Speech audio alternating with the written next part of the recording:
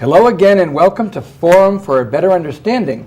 This is our 298th consecutive week of trying to bring to you a very important discussion around a very urgent topic. Now today we are going to talk with a group of friends about an organization, a branch of an affiliation that they have formed in Fresno called California People of Faith Working Against the Death Penalty. So by obvious implication, the whole tenor of our program today is to hopefully enlighten ourselves about the death penalty and what we can be doing about it. Now, we are in no ignorance of thinking that all of us viewing this program are agreeing that death penalty is obviously wrong. Some people may be holding that it is necessary and something we have to live with. We'll see from our discussion that perhaps there are alternatives, and we hope you'll be open to those as well. Now, our three guests come to us. You've seen some of them in different ways before. Father Jim Rood, you've probably seen the most. He is the Director of Social Justice here for the Diocese of Fresno and is one of the 4 Jesuit priests who are serving our diocese so generously. To his side is Maria Telesco, who is the chair of Death Penalty Focus here in Fresno and is a longtime peace activist and an advocate for the abolition of death penalty for many, many years. Across from me is Bill Simon, who is the chair of the Social Justice Committee project and institution at the Newman Center, St. Paul Newman Center, which is involved in many social justice activities, but he is very committed to the abolition of death penalty as well. On that note, I'd like our panelists to please tell us briefly what would be their main concern as regards the death penalty. For me, Jim, the main concern is the great number of Catholics following Jesus who are in favor of the death penalty. I don't understand that. And we'll look at that today and perhaps find out reasons why some of us, may take a new look at this. Maria, what most burns or concerns you? The large number of people who have been exonerated and the large number of people who have not yet been exonerated, and the very strong probability of executing people who are factually innocent. Bill, the concern that most burdens you regarding death penalty, what would that be? Well, the death penalty simply is morally wrong, but the more I learn about it, I understand that there is no reason for the death penalty. It's just an emotional response, and there are many reasons against it. We are going to be hopefully sharing some very personal feelings that we all have around this table, but we'll also try to be factual and honest with the reality of this issue. We will try not to be emotional, but rather, as they say, rational, because that is the angle I think that all of us on this table would want to agree on. Now, on that way, speaking of reason, I wonder if each of our panelists could share how they frame the issue of death penalty in their own understanding of the complexity of that issue. For me, I know that there are all sorts of wonderful, strong reasons for being against it. But for me, the basic reason is, as Catholics, I'm a Catholic priest, as Catholics, we should be so living the reality of Jesus in our lives that we don't just do nice things from time to time, that we become something. And what we become through our union with Jesus, we become love, we become forgiveness. And therefore, as horrible as a murder might be of a close friend of yours, there's still the ability to reach beyond that, not through our own emotional ability, but through the power of Jesus who's with us. I have a close friend who was murdered, and I'll never forget that. I'll never forget his murder. But I also will never forget his joy, his happiness that he gave to us when he was alive. Thank you, Father Jim. Maria, how do you frame this whole dilemma or this whole issue of capital punishment? The death penalty serves no useful purpose. It's very expensive. It's not a deterrent. The only thing that it is an avenue for people to get revenge. And in a civilized society, revenge should not be a way of life, because we're looking for justice, not revenge. Thank you. Bill, is there another frame that you use, or is it similar to Jim and Maria? Simply, the commandment says, "Thou shalt not kill." It doesn't say you shall not kill unless somebody already killed someone. You shall not kill. And not only is it morally wrong, but we waste an awful lot of money because it's very expensive, and it's money that could be used to catch those murderers who are never caught. We have seen now the basic concern that our panel has and how they frame the issue. Now I think we're going to unpack perhaps up to 16 questions that are on my mind that I'm wondering where our panel is on these questions. Maria, to start us off, there is a group called California People of Faith Working Against the Death Penalty.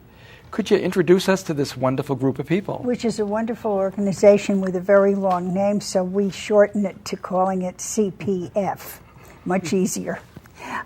It's been around for a number of years, and it works in collectively with the other large organizations like Death Penalty Focus. It is an ecumenical group. It is has a lot of Catholics in it, but it's not exclusively Catholic. It's got people of many different faiths. And we just recently, actually the people at this table, got together and formed a Fresno chapter of CPF here in Fresno. And we're working on enlarging our membership. Thank you. Bill, now you've been obviously since the beginning, from the inception of the group. What is one activity that you would say has definitely been one project we've been involved in? Well, the members of the group have called many of the churches in Fresno, of all denominations, just to introduce them to CPF and to get their interest and to work with them in their own individual congregations to oppose the death penalty. And it's been something that's been a mixed bag. It's a very tedious task to sometimes reach a pastor and find out if he or she is involved in this. But there is a group that is also trying to follow up this interest of collecting parishes and dioceses. Tell us about the 1,000 Congregation Campaign, Father Jim. 1,000 Congregation Campaign. We have a paper about it here. What it is an attempt to reach out to congregations, Catholic, Protestant, Jewish, whatever, and to ask them just to participate with us and talk with us. We want to engage them in dialogue, in discernment, in education, and in prayer. They don't have to be pro or anti anything when they start. Just come together, let's discuss, let's talk, let's be open to find out exactly what's going on.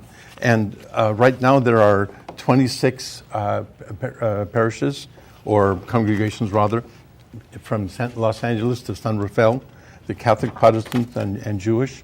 And there are 14 organizations like archdioceses and dioceses who are sponsoring this. And what's the best one that's on the list? The best one is the last one, ours, Fresno.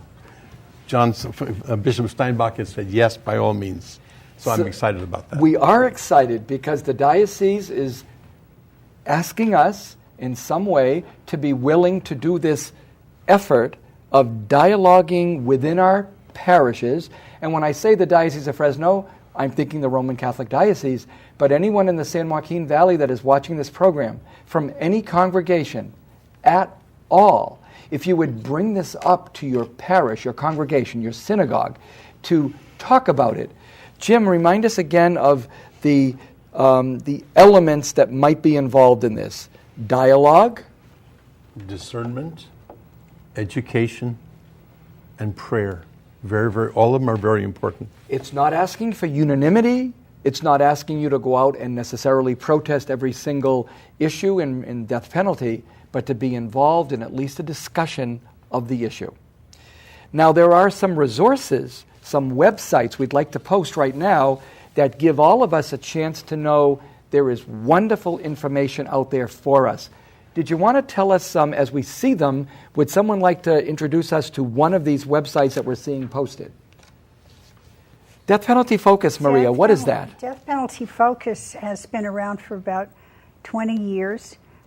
We oppose the death penalty in California, but we've also expanded, and we're working on the death penalty in other states as well as in other countries. Mike Farrell, well-known actor, is the president of the organization, and he has been with it since its inception.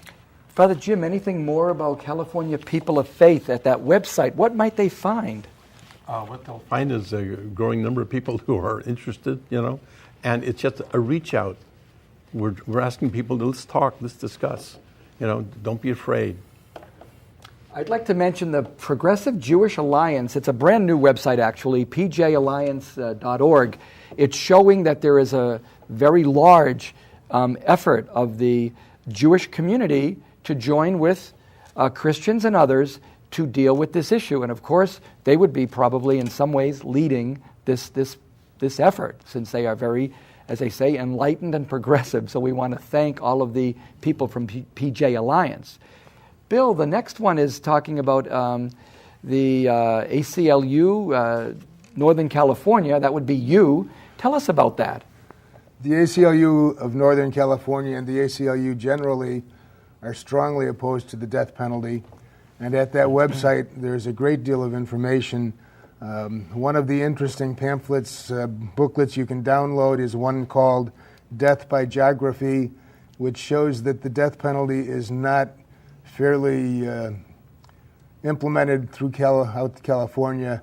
You're much more likely to be sentenced to death in 10 counties than in the other counties. Much more likely to be sentenced to death in Tulare County than in Fresno County. It is important that we keep this program continuing, but we're taking a break for 1 minute.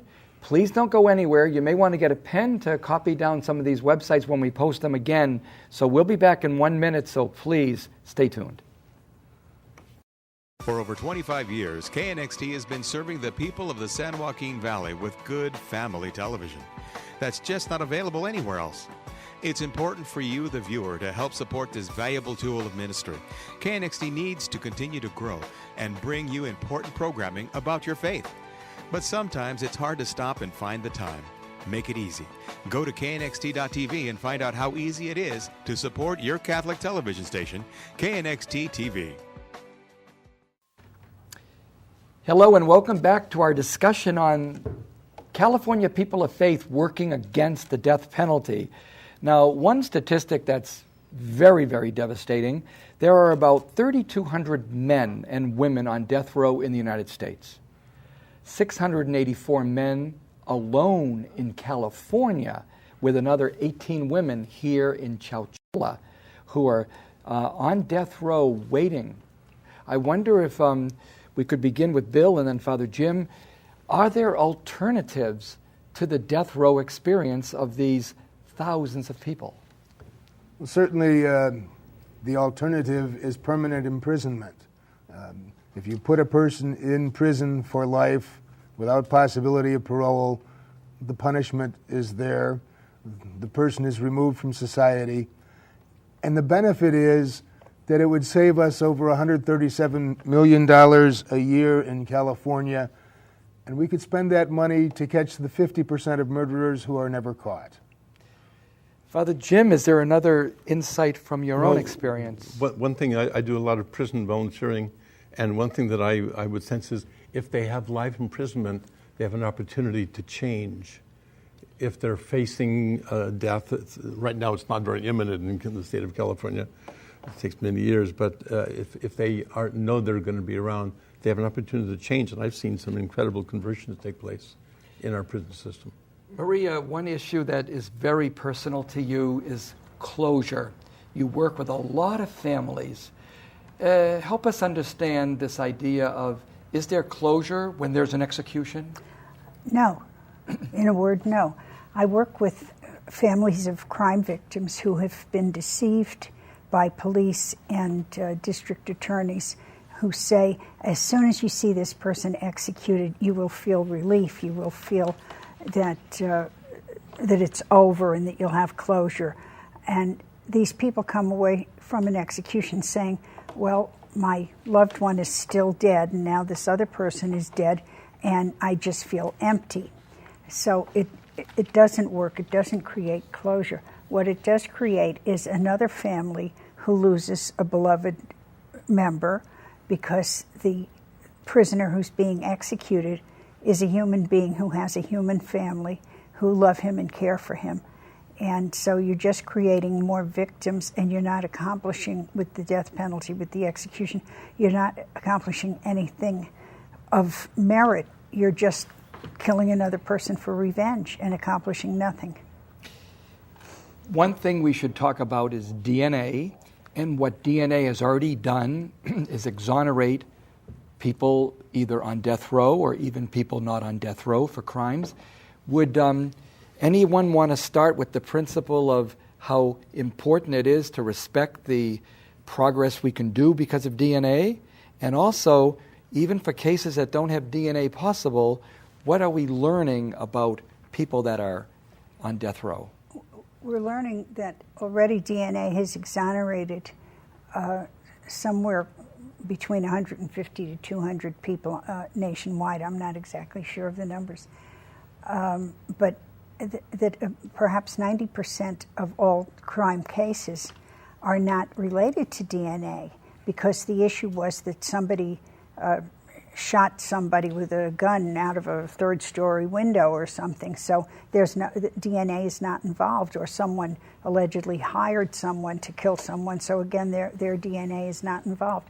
Some experts have said that anywhere, and this is a very vast spectrum because we don't really know, but based on the statistics that we do have of exonerees, et cetera, that there may be anywhere from 20% to 2/3, 67% of those on death row who may be factually innocent.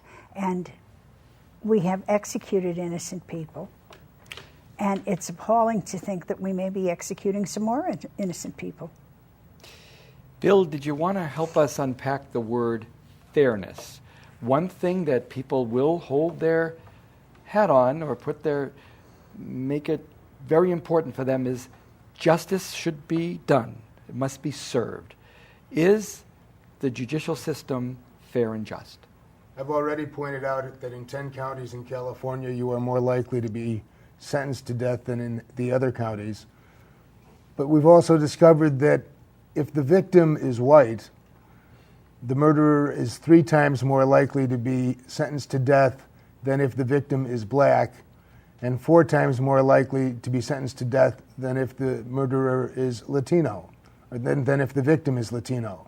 So that it very much depends who gets killed, not necessarily who does the killing. So it's just not implemented fairly. Another word that comes up as a big case for death penalty, deterrence. We use it for nuclear arms also, I must admit, and that doesn't seem to work. But it doesn't work either, or does it work in the legal system? Does it in any way, and you all seem to have an answer on this one, let's work down our line. Father Jim, does it deter? No, it doesn't deter. My sense is that if a person is going to plan a very serious crime, he's going to make sure that he's not going to get caught. There's no deterrent for him. No, it doesn't work. Maria? It's also been proved statistically that immediately after an execution, that the number of homicides actually increases. And there's just no meritorious reason for it, because people usually commit crime in the heat of passion of some sort, anger or some passion or another, and they may be under the influence of alcohol or drugs or some chemicals. So they're not thinking about the punishment, they're thinking about their emotions at the moment of the crime. And I think if you could say to that person, hey, wait a minute, stop and let's see, do you know that the death penalty is looming? He would say, I don't care. Bill? The death penalty does not decrease the homicide rate at all. In the 10 counties in California that most often use the death penalty, most of them have a higher homicide rate than average in California. And states that have a higher use of the death penalty also tend to have a much higher homicide rate. So it doesn't decrease homicides at all. Now, there's one card we are going to play seriously, because this is a Catholic TV station, right? Is the Bible. We're big on the Bible, and it does say an eye for an eye and a tooth for a tooth. Now, I don't want you to just send that away as if it didn't count. That helps a lot of people in this argument, saying, Justice, Jim, an eye for an eye, a tooth for a tooth. Tell me, why doesn't that work for death penalty? Shouldn't it, you kill someone, you should get killed? The eye for an eye was an improvement in the justice system, if you can call it that, long before Jesus came along. What Jesus said, no, not an eye for an eye, you forgive. I mean, maybe from a civic point of view, you cannot go beyond what the person did to you. But what Jesus is saying is, let's go beyond from the other sense, in the other direction, and simply forgive. Maria, pulling Jesus out of this, even though Father Jim keeps inserting him there as if he's the one that's going to guide us on this, which is a good point. Well, he too was a victim of capital punishment. Tell us more about that. I'm glad you brought that up. Well, I'm not a biblical scholar, far from it. I'm sitting next door to a biblical scholar. But tell us now, remind us, he was executed legally, officially. By a government because they didn't like what he said. Basically, that was it. To my understanding, they didn't like what he said, so they said, let's kill him because he's hassling the government. He's trying to change the status quo, get rid of him. And the Roman Empire institutionalized very cruel executions. And Bill, bringing you into this, where does an eye for an eye and a tooth for a tooth, where do you find its biggest flaw? Well, as Father Jim said, that was supposed to soften people's reaction. It's not death for an eye, it's merely an eye for an eye. But Jesus basically told us to forgive 70 times 7. He told us to love our neighbor. And so an eye for an eye is really not the governing moral teaching of Jesus. It is to love our neighbor as ourself. It is to feed the hungry, visit the imprisoned. It's not to punish people. And there was one time when Jesus did face a death penalty situation, and he simply said, good, whoever here is without sin, who has never made a mistake before, you start the execution. And they all walked away. Maria. In California, where we don't commit a lot of executions, but there's a lot of talk about it, we have spent bazillions of dollars, not only on the death penalty itself, but on various programs to try and create a nice way or a nicer way of killing people. This is insanity. How can you invent, starting with hanging and decapitating and the guillotine and on down the line, and now to electrocution, gas chamber, and then the lethal injection. And they are still trying to change these things because they're saying, oh, we've done this and this and this, and we still haven't found a nice way to kill people. Well, maybe something should tell them, well, maybe there is no nice way to kill people, so maybe we should stop trying. Bill, what would be your helping us out with the progress made towards the abolition of death penalty in this country? Where are we compared to a few years ago? Are we moving forward or backwards? It would seem that we're moving forward. Increasingly, police chiefs around the country are opposed to it. It was interesting, we had a death penalty forum at the Newman Center a year ago, and it was very difficult to find somebody in Fresno who would talk in favor of it. Someone in the Attorney General's office told me they're all opposed to it, if only because of the cost involved. So more and more, we realize that it's not of value. Maria, one final question for you would be, help us appreciate, since you've been involved intimately with so many people on death row, the feelings of families in that excruciating situation, both victims of death and those looking to the death of their loved one. As I think I said before, Jim, that the victims, the crime victims' families think they've been deceived, think that they're going to just feel all better, that all their pain and anguish is going to be magically lifted from them.